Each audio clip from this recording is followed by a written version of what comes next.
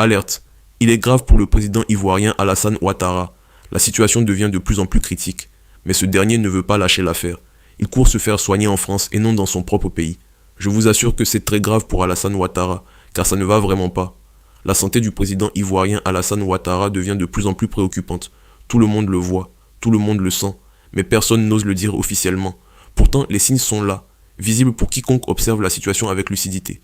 Un homme qui prend de l'âge, qui s'accroche au pouvoir avec une détermination qui dépasse l'entendement, et qui refuse catégoriquement de lâcher le trône malgré les signaux que son propre corps lui envoie. La question que se posent des millions d'Ivoiriens aujourd'hui n'est plus seulement politique, elle est humaine, elle est médicale, et surtout, elle est morale. Quand on prend de l'âge, le corps parle, il envoie des signaux, il ralentit, il réclame du repos, de la sobriété, de la sérénité. L'efficacité dans le travail diminue progressivement, et c'est une réalité biologique que personne ne peut contester, ni le plus grand des médecins, ni le plus puissant des présidents. Alassane Ouattara, malgré tout ce que son entourage tente de faire croire, n'échappe pas à cette loi universelle. Le temps ne fait de cadeau à personne, et certainement pas aux hommes de pouvoir qui croient pouvoir le défier indéfiniment. La situation est aujourd'hui décrite dans les couloirs du pouvoir comme très critique. Les rumeurs qui circulent depuis des mois à Abidjan, dans les milieux diplomatiques et politiques, convergent toutes vers le même constat. L'état de santé du président est loin d'être aussi solide que ses communicants veulent bien le montrer. Les apparitions publiques sont soigneusement orchestrées, les déplacements minutieusement calculés, les images sélectionnées avec soin. Mais derrière le rideau, la réalité serait tout autre. Et là où cette situation devient encore plus révélatrice, c'est dans les choix que fait le président pour sa propre santé. Alassane Ouattara ne se fait pas soigner en Côte d'Ivoire. Il se rend en France, systématiquement, régulièrement, discrètement, comme si le pays qu'il dirige depuis des années n'était pas digne d'accueillir ses propres soins médicaux, comme si les hôpitaux ivoiriens, les médecins formés sur le sol africain, les structures sanitaires du pays n'étaient non pas à la hauteur de ce que son corps exige. Et c'est précisément là que le problème devient politique autant que personnel. Car si le président lui-même ne fait pas confiance au système de santé de son propre pays pour se soigner, que doit-on en conclure? La réponse est simple, brutale et difficile à contester. Cela signifie qu'il n'a pas suffisamment investi dans ce système. Cela signifie que les budgets alloués à la santé publique ivoirienne n'ont pas permis de construire des infrastructures dignes de soigner un chef d'État. Et si ces infrastructures ne sont pas dignes de soigner un président, elles ne sont certainement pas suffisantes pour soigner correctement le peuple ivoirien ordinaire, celui qui n'a ni jet privé, ni connexion diplomatique, ni compte bancaire à Paris. Il y a dans cette réalité une hypocrisie fondamentale que les Ivoiriens commencent à nommer à voix haute. On ne peut pas, d'un côté, tenir des discours sur le développement, la souveraineté, la fierté nationale, et de l'autre, traverser la Méditerranée dès que l'on ressent une douleur au genou ou une pression artérielle inquiétante. On ne peut pas demander aux citoyens de croire en leur pays tout en montrant, par ses propres actes, que l'on n'y croit pas soi-même, du moins pas suffisamment pour lui confier sa propre vie. Les rumeurs qui alimentent les discussions à Abidjan vont encore plus loin. Certaines sources, difficiles à vérifier officiellement mais persistantes et cohérentes dans leur récit, affirment que des sommes considérables seraient dépensées chaque année pour maintenir la santé du président par des moyens qui dépassent la médecine conventionnelle. Des hommes présentés comme des guides spirituels, des pratiques mystiques héritées de traditions anciennes, des rituels destinés à renforcer l'énergie vitale du chef d'État, des dépenses qui, si elles étaient confirmées, représenteraient des millions détournés de l'économie nationale pour nourrir la volonté d'un seul homme de rester au pouvoir coûte que coûte. Ces rumeurs révèlent quelque chose de plus profond qu'un simple fait divers. Elles disent l'angoisse d'un homme face à sa propre finitude. Elles racontent la panique silencieuse de quelqu'un qui sait que le pouvoir est le seul bouclier entre lui et l'exposition totale. Parce que la question qui hante véritablement Alassane Ouattara n'est pas médicale. Elle est judiciaire, elle est politique, elle est existentielle. Que se passera-t-il le jour où il quittera le pouvoir? Cette question, tout le monde à Abidjan se la pose. Et la réponse que beaucoup redoutent est claire. Des plaintes, des procédures, des enquêtes, des années de gouvernance, de décisions controversées, de gestion des ressources publiques, d'opposants emprisonnés, de crises politiques gérées de façon contestable, tout cela constitue un dossier potentiel que des adversaires n'attendraient que le moment opportun pour ouvrir. Le manteau présidentiel protège son porteur. Le jour où il tombe, la vulnérabilité est totale. C'est pour cette raison, et peut-être uniquement pour cette raison, qu'Alassane Ouattara s'accroche. Non pas par ambition démesurée, non pas par amour du pouvoir pour lui-même, mais par peur de ce qui vient après, par calcul de survie. Rester au pouvoir, c'est rester à l'abri. Partir, c'est s'exposer.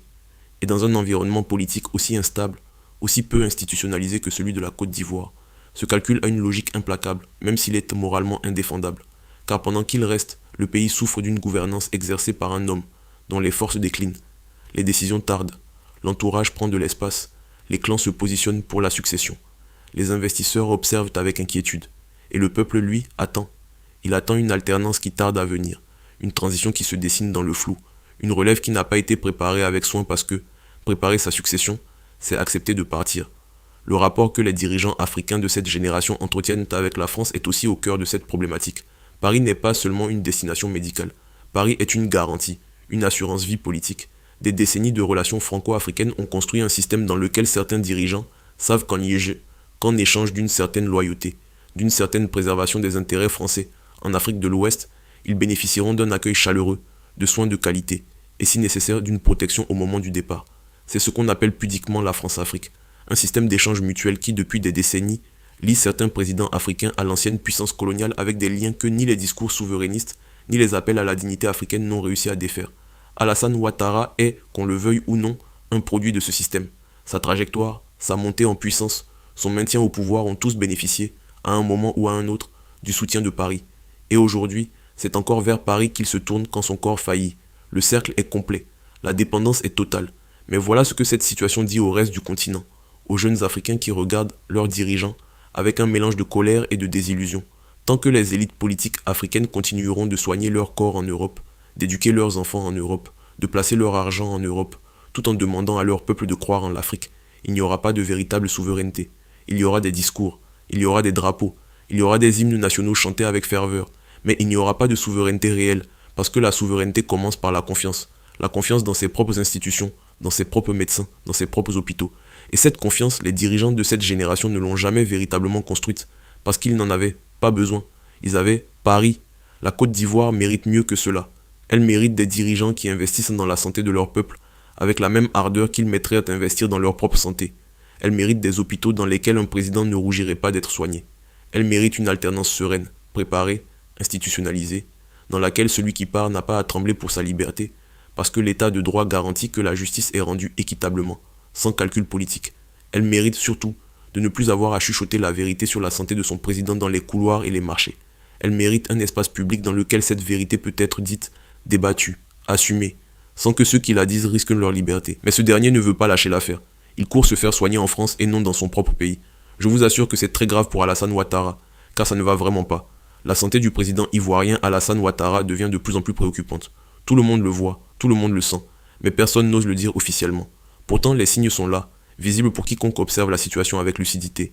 Un homme qui prend de l'âge, qui s'accroche au pouvoir avec une détermination qui dépasse l'entendement, et qui refuse catégoriquement de lâcher le trône malgré les signaux que son propre corps lui envoie. La question que se posent des millions d'Ivoiriens aujourd'hui n'est plus seulement politique. Elle est humaine, elle est médicale, et surtout, elle est morale. Quand on prend de l'âge, le corps parle. Il envoie des signaux, il ralentit, il réclame du repos, de la sobriété, de la sérénité. L'efficacité dans le travail diminue progressivement, et c'est une réalité biologique que personne ne peut contester, ni le plus grand des médecins, ni le plus puissant des présidents. Alassane Ouattara, malgré tout ce que son entourage tente de faire croire, n'échappe pas à cette loi universelle. Le temps ne fait de cadeau à personne, et certainement pas aux hommes de pouvoir qui croient pouvoir le défier indéfiniment. La situation est aujourd'hui décrite dans les couloirs du pouvoir comme très critique.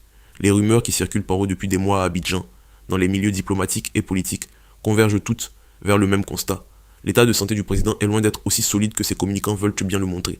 Les apparitions publiques sont soigneusement orchestrées, les déplacements minutieusement calculés, les images sélectionnées avec soin. Mais derrière le rideau, la réalité serait tout autre. Et là où cette situation devient encore plus révélatrice, c'est dans les choix que fait le président pour sa propre santé. Alassane Ouattara ne se fait pas soigner en Côte d'Ivoire. Il se rend en France, systématiquement, régulièrement, discrètement. Comme si le pays qu'il dirige depuis des années n'était pas digne d'accueillir ses propres soins médicaux. Comme si les hôpitaux ivoiriens, les médecins formés sur le sol africain, les structures sanitaires du pays n'étaient pas à la hauteur de ce que son corps exige. Et c'est précisément là que le problème devient politique autant que personnel. Car si le président lui-même ne fait pas confiance au système de santé de son propre pays pour se soigner, que doit-on en conclure? La réponse est simple, brutale et difficile à contester. Cela signifie qu'il n'a pas suffisamment investi dans ce système. Cela signifie que les budgets alloués à la santé publique ivoirienne n'ont pas permis de construire des infrastructures dignes de soigner un chef d'État. Et si ces infrastructures ne sont pas dignes de soigner un président, elles ne sont certainement pas suffisantes pour soigner correctement le peuple ivoirien ordinaire, celui qui n'a ni jet privé, ni connexion diplomatique, ni compte bancaire à Paris. Il y a dans cette réalité une hypocrisie fondamentale que les Ivoiriens commencent à nommer à voix haute. On ne peut pas, d'un côté, tenir des discours sur le développement, la souveraineté, la fierté nationale, et de l'autre, traverser la Méditerranée dès que l'on ressent une douleur au genou, ou une pression artérielle inquiétante. On ne peut pas demander aux citoyens de croire en leur pays tout en montrant, par ses propres actes, que l'on n'y croit pas soi-même, du moins pas suffisamment pour lui confier sa propre vie. Les rumeurs qui alimentent les discussions à Abidjan vont encore plus loin. Certaines sources, difficiles à vérifier officiellement mais persistantes et cohérentes dans leur récit, affirment que des sommes considérables seraient dépensées chaque année pour maintenir la santé du président par des moyens qui dépassent la médecine conventionnelle. Des hommes présentés comme des guides spirituels, des pratiques mystiques héritées de traditions anciennes, des rituels destinés à renforcer l'énergie vitale du chef d'État. Des dépenses qui, si elles étaient confirmées, représenteraient des millions détournés de l'économie nationale, pour nourrir la volonté d'un seul homme de rester au pouvoir coûte que coûte.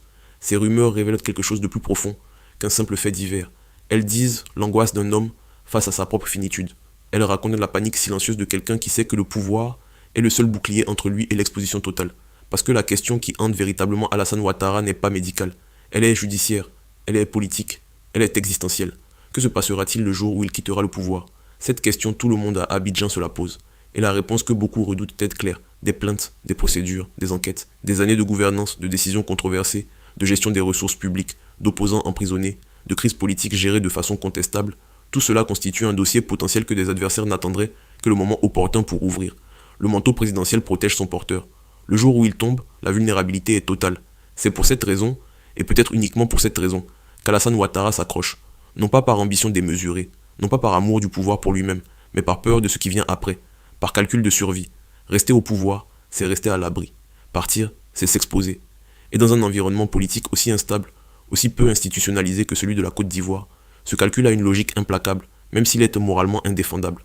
Car pendant qu'il reste, le pays souffre d'une gouvernance exercée par un homme dont les forces déclinent, les décisions tardent, l'entourage prend de l'espace, les clans se positionnent pour la succession, les investisseurs observent avec inquiétude, et le peuple, lui, attend. Il attend une alternance qui tarde à venir, une transition qui se dessine dans le flou, une relève qui n'a pas été préparée avec soin, parce que préparer sa succession, c'est accepter de partir. Le rapport que les dirigeants africains de cette génération entretiennent avec la France est aussi au cœur de cette problématique. Paris n'est pas seulement une destination médicale. Paris est une garantie, une assurance vie politique. Des décennies de relations franco-africaines ont construit un système dans lequel certains dirigeants savent qu'en échange d'une certaine loyauté, d'une certaine préservation des intérêts français en Afrique de l'Ouest, ils bénéficieront d'un accueil chaleureux, de soins de qualité, et si nécessaire d'une protection au moment du départ. C'est ce qu'on appelle pudiquement la France-Afrique, un système d'échange mutuel qui depuis des décennies lie certains présidents africains à l'ancienne puissance coloniale avec des liens que ni les discours souverainistes ni les appels à la dignité africaine n'ont réussi à défaire. Alassane Ouattara est, qu'on le veuille ou non, un produit de ce système. Sa trajectoire, sa montée en puissance, son maintien au pouvoir ont tous bénéficié, à un moment ou à un autre, du soutien de Paris. Et aujourd'hui, c'est encore vers Paris qu'il se tourne quand son corps faillit. Le cercle est complet, la dépendance est totale.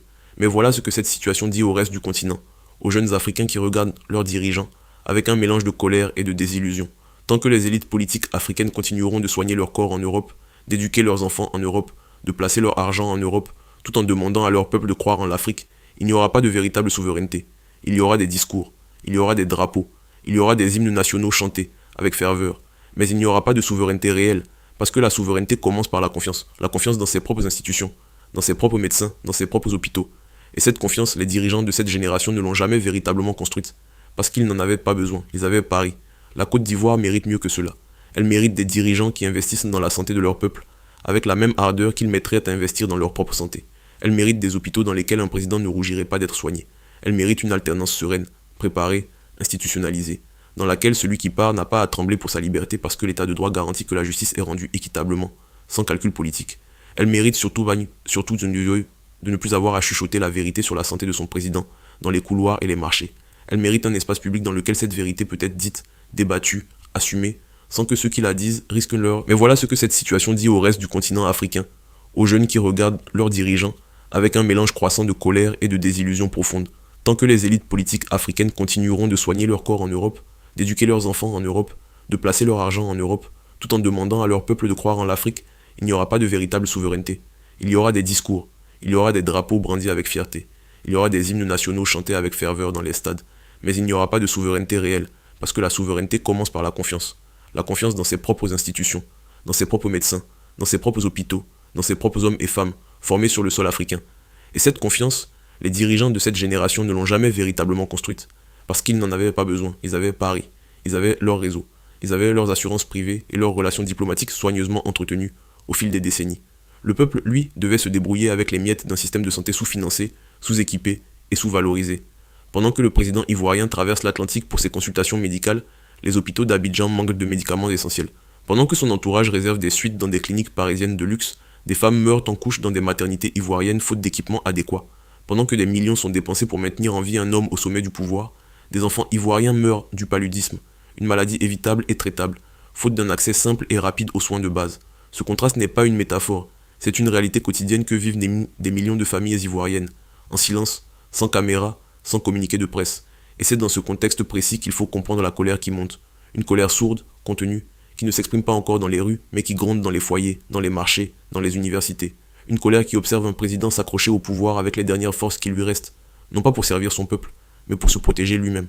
Une colère qui voit des ressources nationales dilapidées pour entretenir un système politique dont les principaux bénéficiaires ne sont pas les Ivoiriens ordinaires, mais une élite restreinte qui a su transformer l'État en instrument de préservation de ses propres intérêts. La Côte d'Ivoire est un pays riche, première puissance cacaoyère mondiale, économie dynamique d'Afrique de l'Ouest, infrastructure en développement visible dans certains quartiers d'Abidjan. Les ressources existent, le potentiel est indéniable, mais cette richesse entre les mains de qui se concentre-t-elle réellement? Qui en bénéficie concrètement? Et surtout, pourquoi un pays aussi riche en ressources naturelles ne parvient-il pas à construire un système de santé dans lequel son propre président accepterait de se faire soigner? Ces questions sont inconfortables, elles dérangent, mais elles sont les seules qui comptent vraiment quand on cherche à comprendre ce qui se passe au-delà des communiqués officiels et des images soigneusement sélectionnées pour les journaux télévisés. La vérité, c'est que le modèle de gouvernance incarné par la génération d'Alassane Ouattara touche à sa fin. Pas seulement en Côte d'Ivoire, mais à travers tout le continent africain. Une nouvelle génération observe, analyse et tire ses propres conclusions. Elle voit des dirigeants qui parlent de développement mais envoient de leurs enfants étudier à l'étranger. Elle voit des présidents qui parlent de souveraineté mais courent y se faire soigner dès que leur santé vacille. Elle voit des hommes d'État qui parlent au nom du peuple mais vivent dans un monde parallèle, protégé, inaccessible, déconnecté de la réalité quotidienne de ceux qu'ils prétendent représenter. Et cette génération de plus en plus dit non. Elle dit non à ce modèle épuisé. Elle dit non à cette hypocrisie institutionnalisée. Elle dit non à des dirigeants qui confisquent le pouvoir au nom du peuple, tout en tournant le dos à ce même peuple dès que leurs intérêts personnels sont en jeu. La Côte d'Ivoire mérite mieux. Elle mérite des dirigeants qui investissent dans la santé de leur peuple, avec la même ardeur qu'ils mettraient à investir dans leur propre santé. Elle mérite des hôpitaux dans lesquels un président n'aurait aucune honte à être soigné, parce que ces hôpitaux seraient à la hauteur de la dignité humaine. Elle mérite une alternance sereine, préparée avec soin, institutionnalisée dans un cadre juridique solide, dans laquelle celui qui part n'a pas à trembler pour sa liberté parce que l'état de droit garantit que la justice est rendue de façon équitable, sans calcul politique, sans vengeance déguisée en procédure judiciaire. Elle mérite surtout de ne plus avoir à chuchoter la vérité sur la santé de son président, dans les marchés et les couloirs. Elle mérite un espace public dans lequel cette vérité peut être dite, débattue, assumée, sans que ceux qui la disent risquent leur liberté ou leur sécurité. L'histoire jugera Alassane Ouattara, elle jugera ce qu'il a construit, ce qu'il a laissé se dégrader, et surtout ce qu'il a refusé de faire quand il en avait encore la capacité et le temps. Elle jugera un homme qui a eu entre les mains les ressources d'un pays entier, et qui a choisi, au moment de sa propre fragilité, de traverser l'Atlantique plutôt que de faire confiance à ce qu'il aurait pu construire ici, sur cette terre ivoirienne, pour son peuple. Ce jour-là, quand un chef d'État africain choisira de se faire soigner dans l'hôpital de sa propre capitale, non pas pour la photo ou la communication politique, mais parce qu'il lui fait véritablement confiance, ce jour-là on pourra dire que quelque chose a profondément et durablement changé sur ce continent. Jusqu'à ce jour, la fuite médicale des puissants continuera de raconter, en silence et sans filtre, la vérité que leurs discours refusent obstinément de dire. Il y a quelque chose de particulièrement symbolique dans l'image d'un président vieillissant qui quitte son pays en catimini pour aller se faire soigner ailleurs. Ce n'est pas seulement un homme qui prend l'avion, c'est tout un système qui se révèle dans ce geste simple. C'est des décennies de mauvaises priorités qui se condensent en un billet d'avion Paris-Abidjan aller-retour. C'est la confession involontaire d'un échec que les discours officiels ne pourront jamais effacer. Alassane Ouattara incarne aujourd'hui la contradiction la plus douloureuse de l'Afrique contemporaine, celle d'un continent aux ressources immenses, gouverné par des hommes qui n'ont jamais véritablement cru en ses capacités, qui ont parlé de développement sans le financer réellement, qui ont parlé de souveraineté sans la pratiquer sincèrement, qui ont parlé au nom du peuple sans jamais vraiment lui faire confiance. Le peuple ivoirien, lui, a compris. Il a compris depuis longtemps que le système dans lequel il vit n'a pas été conçu pour lui. Il a compris que les hôpitaux sous-équipés, les routes défoncées dans certaines régions, les écoles sans manuel scolaire ne sont pas des accidents de parcours. Ils sont le résultat direct de choix politiques assumés par des hommes qui savaient qu'eux-mêmes n'auraient jamais besoin de ces structures pour vivre dignement. Ce qui se joue aujourd'hui en Côte d'Ivoire dépasse largement la simple question de la santé d'un homme. C'est une page entière d'une certaine Afrique qui se tourne, lentement mais inexorablement. Une Afrique gouvernée par une génération qui a confisqué le pouvoir, les ressources et les opportunités, laissant derrière elle des institutions fragiles, des systèmes de santé défaillants, et un peuple qui attend toujours les fruits des promesses faites des décennies plus tôt. Alassane Ouattara ne sera pas éternel. Aucun homme ne l'est. Et quand viendra l'heure du bilan, la question ne sera pas de savoir combien d'années il est resté au pouvoir. La vraie question sera simple et brutale. Qu'a-t-il laissé derrière lui pour le peuple ivoirien ordinaire? Quels hôpitaux? Quelles écoles? Quelle justice? Quelle liberté? Ce bilan-là, le peuple ivoirien le connaît déjà. Il le vit chaque jour dans sa chair.